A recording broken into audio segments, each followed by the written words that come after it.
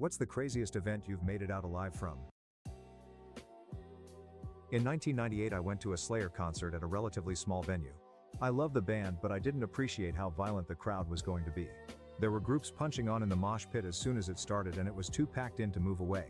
Tom Araya called out one guy, a big angry skinhead who seemed a foot taller than nearly everyone else, and threatened to stop the show if the fighting didn't stop. Midway through Raining Blood I was knocked down in the middle of a mosh and could not get back to my feet. I had people falling on top of me and I could barely breathe. After what felt like the longest time, the same big angry skinhead picked me up from the ground, held me up and let out a primal roar in my face. I survived the rest of the concert and came outside afterwards to see the street lined with police cars. In hindsight it was one of the best concerts ever, but I feel like that angry skinhead saved my life. I think I still have a guitar pick somewhere from that night. Outside the Baghdad International Airport, we were patrolling for rocket and mortar sites. We found a pretty secluded spot to hole up and overwatch a back road near a large property mound. We sit there for about an hour when the other truck reports seeing silhouette movement atop the mound. We decide they'll stay in place and our truck would move around to cut off and escape. Driver fires up the truck and starts to move out when boom, the IED that was buried just a few feet away from us the whole time goes off. It sent fragments through my driver's head whom I was sitting directly behind, into my gunner's legs whom I was sitting inches away from. It blasted my door off. Basically hit everyone and everything in the truck except me. Took me a long time digesting that. My wife and I were in separate cars, heading to a military base to drop a car off for our son, who had been away for National Guard drill. We were driving about 50 mph when a driver coming from the opposing side of traffic cut a hard left turn, barely missing my wife, and hit me head on. Our cars were totaled, and if it weren't for modern safety devices, we both would have died or suffered life-altering injuries. Someone lit my car on fire at 3 a.m. and I woke up to my house already going up in flames. Almost died from smoke, fire, and the power lines falling down beside us as we ran out. We all made it out alive, thankfully. Few years ago, struggling with job hunting, I decided to drive on a rideshare app. One Sunday morning, a trip request turned out to be a robbery hijacking. The rider pulled a gun on me soon as they got in. 3 others came out of nowhere right then. I was searched and forced in the boot trunk. This was around 0900 in the morning and they spent the day driving around randomly robbing people. Later the one in charge promised they'd let me go free, but they left that task to a teenager who felt sour they wouldn't let him drive earlier. He picked up his GF and went joyriding. Eventually my people sent out the tracking company to find the car because I was unreachable for too long. The kid tried to outrun the guards and police once they caught up. He missed a turn and literally flew the car off a steep riverbank. I could feel the car was not on the ground for a good while. Somehow, I managed to walk away with a dislocated shoulder and few bruises. Edit, video of the chase and photos of the car after the crash. A car crash that should have ended me. Walking away alive made me realize how fragile life is, and how every heartbeat after that is a second chance I can't waste. I almost died getting a burrito. In college, I went walking to a Mexican restaurant a few blocks down to buy burritos every now and then. They were very good, well portioned and not too badly priced. Anyway, I love listening to music. There is a hype playlist I listen to for walking and working out. Well, one day I was listening to music on the way to said restaurant. I get there, buy my food and walk back. On the way back, I feel someone whip my backside as I cross the tracks. Pissed off, I turned around to see who the hell it was, and it was a damn freight train that passed by.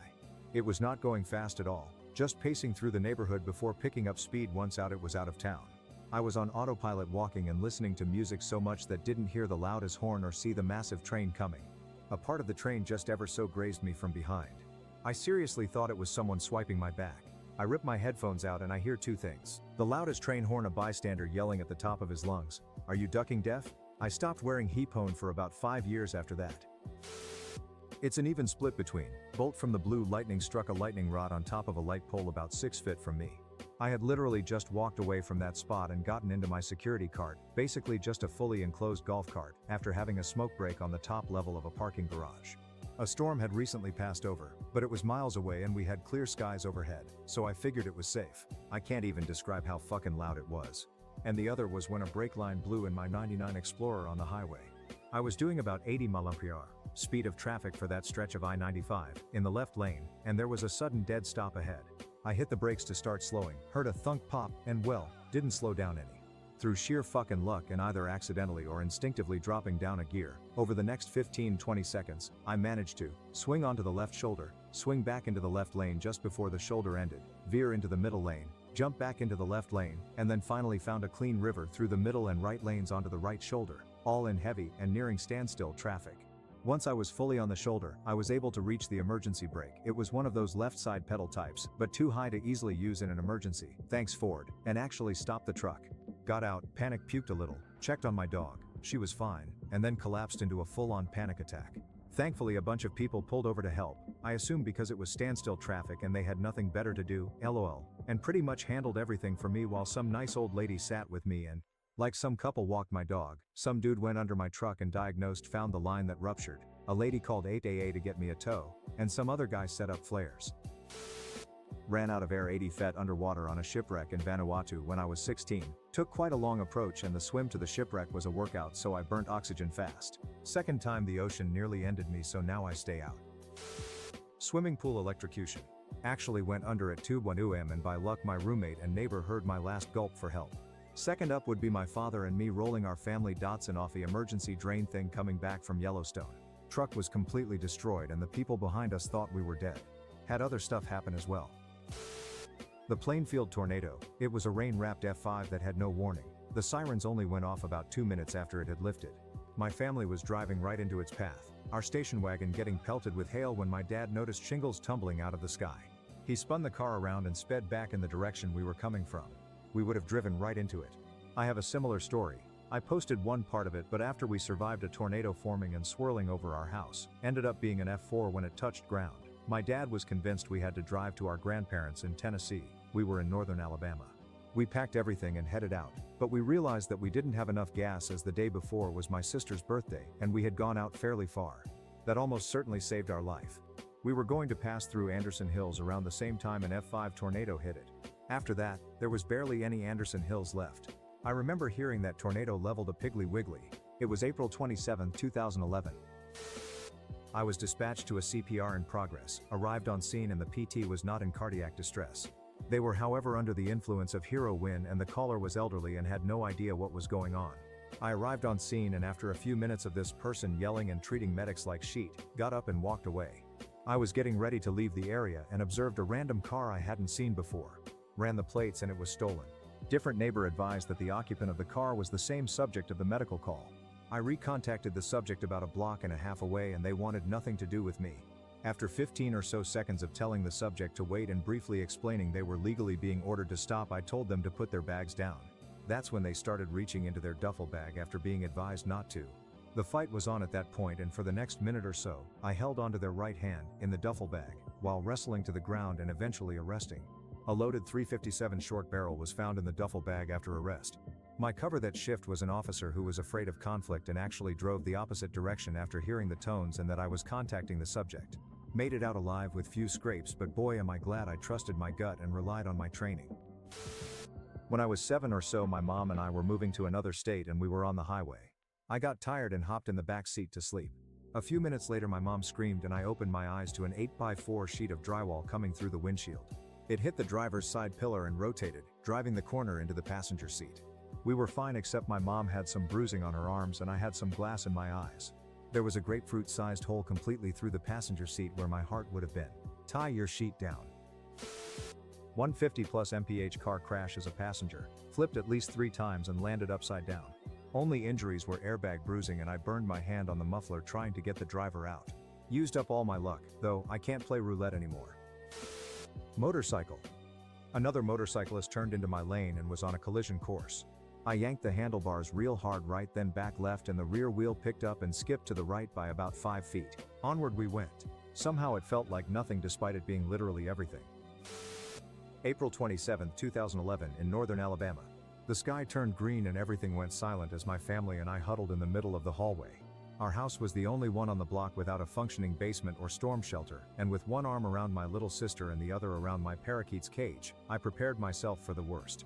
Everything started swirling around us. I could see it through the Hello Kitty bedsheet we used as curtains for my room, which was straight across from the highway. A tree at least a century old fell toward us from the neighbor's yard, short of our house by inches. Then, as suddenly as it began, it stopped. If it had touched down, we would have been dead. My mom was telling us to pray and be ready to go to heaven and meet Jesus. When the tornado did touch down, it was rated an F4 I believe, and caused multiple casualties. The whole super outbreak killed over 300 people. We narrowly cheated death that day. Had a gun pulled on me by some egotistical fucko that wanted to mess with some teenagers.